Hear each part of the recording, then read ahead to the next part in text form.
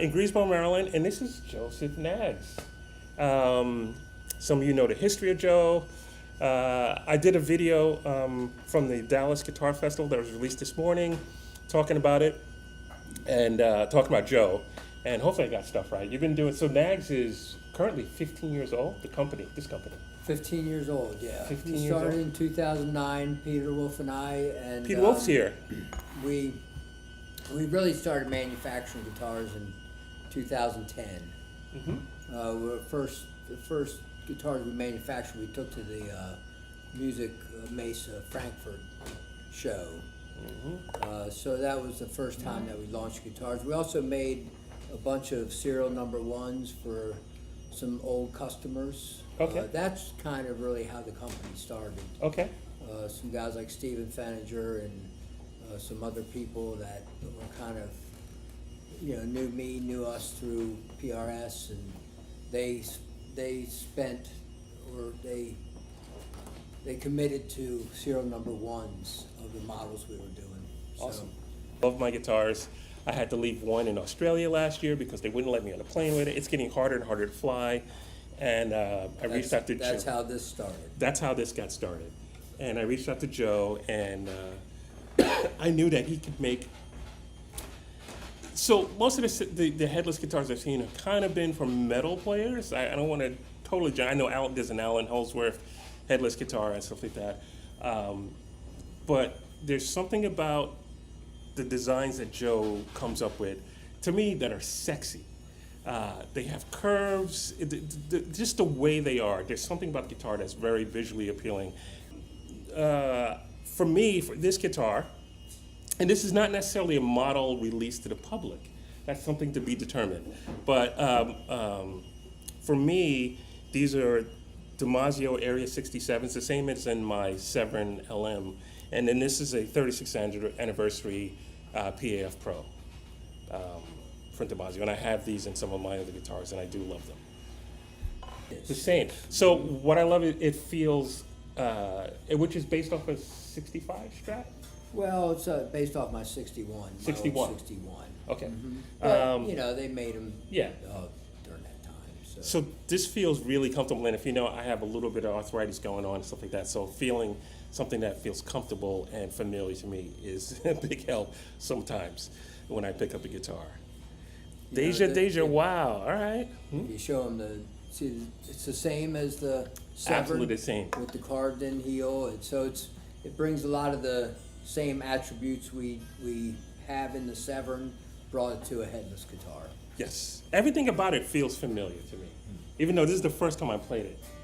Larry had mentioned that he wanted, it's called a volute? A volute, I believe it's called a volute. Okay, so that was interesting because a lot of headless guitars just go, and he said that his hand would slip over this. Just slip completely off. This is like, you know want where to feel the headstock. Yes. But it's not there. Yeah, if you watch me, a lot of times I play, my eyes are closed. So it's like, I use some things for a guide as to where I'm at. Tremolo. All right, so last year I was in Australia, and I did a clinic, I did a fractal workshop with Leon Todd, and a guy named Remco came, and he wanted to show, I think he was actually showing Leon Todd his headless guitars that he had designed. And then I played some, and I kept going, what's the deal with the tremolo? I really enjoyed the tremolo. And as you guys know, I do have another headless guitar that's cool.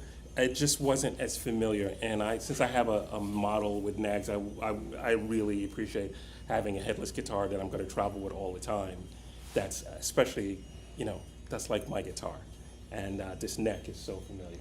So Joe and Peter took pity on me and made this guitar for me.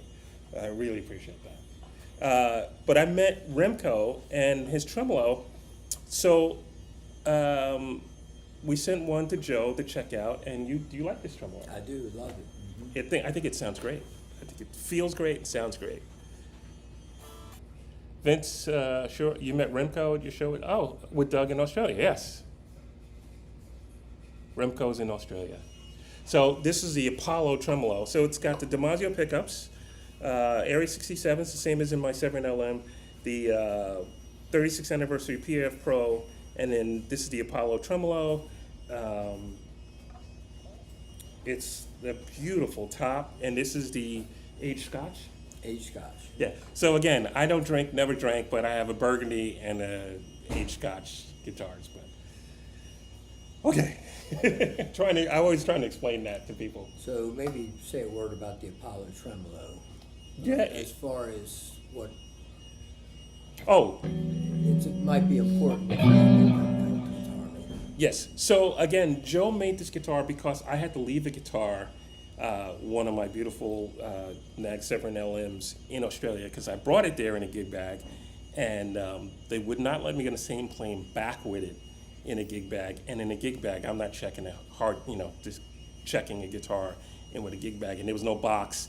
So I called my friend Michael Turner, who helps me out in Australia, and he hadn't gotten all the way home yet. I said, Michael, can you come back and take these guitars? And Michael's a collector of guitars. I totally trust him with my guitar and stuff, with everything. And so he took them, and I flew back without it.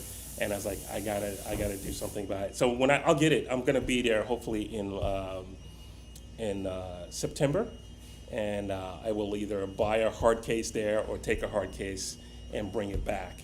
But also now there is a Knaggs dealer in Australia, right, Peter? Yeah. Yeah, our old friend Reese Bases, he's in Brisbane, and Global Music Imports is his company. He recently started that, and he will be our importer, distributor, dealer for Australia. So we're very happy about that. Reese is, kind of like us. He's been around the block for, 30 years, maybe even more, and always dealt with high-end instruments and high-end amplifiers. Great player too. He had a career himself for a while. So, Okay, all right. you'll meet him when you're there. Yeah, I'm looking forward to Can't it. wait to see you. We talked about you last night. Maybe we'll do some sort of a public thing. Yeah, that would be great. Okay. Absolutely. Yeah, I